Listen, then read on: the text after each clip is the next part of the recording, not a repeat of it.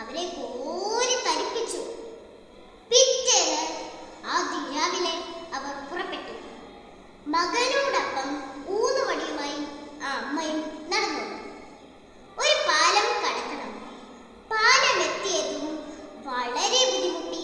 പാലത്തിൽ കയറിയതും കാൽ തെറ്റിയതും ഒന്നിച്ചായിരുന്നു. രാമു പെട്ടെന്ന് ഇരു കൈകൾ കൊണ്ട് അമ്മയെ താങ്ങി ചേർത്തു പിടിച്ചു.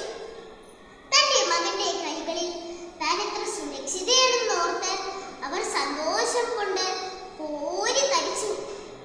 രാമു അമ്മയെ താങ്ങി പതിയെ നടന്നു. പാലത്തിന്റെ നടുവിലെത്തിയതും അവൻ ചുറ്റും നോക്കി. ഇവിടെയൊന്നും ആരുമില്ല. അയാൾ തന്റെ അമ്മയെ പുഴയിലേക്ക് ആഞ്ഞു തള്ളി. മോനേ!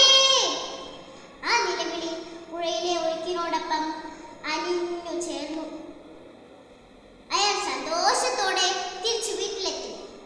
അമ്മ കാലങ്ങളായി കരുതി വെച്ച പണപ്പെട്ടി തുറന്നു.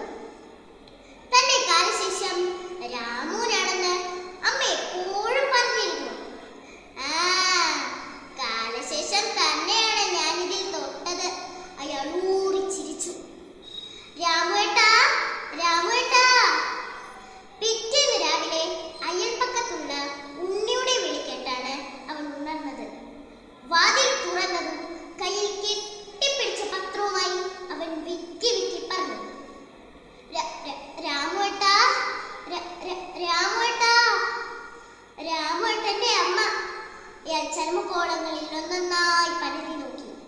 എന്നാൽ ആ വാർത്ത മാത്രം കണ്ടില്ല. അയാൾ വളരെ ഉത്കണ്ഠയോടെ ചോദിച്ചു, എവിടെ? ഉണ്ണി ചൂണ്ടിക്കാണിച്ച കോളത്തിലേക്ക് അയാൾ കണ്ണോടിച്ചു.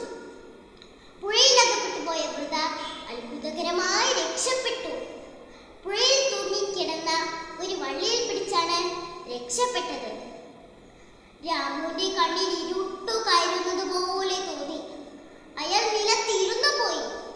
അപ്പോഴാണ് ഒരു കാറ്റ് വന്ന് അവനെ തഴുകി കടന്നു പോയത്. അത് അയാൾക്ക്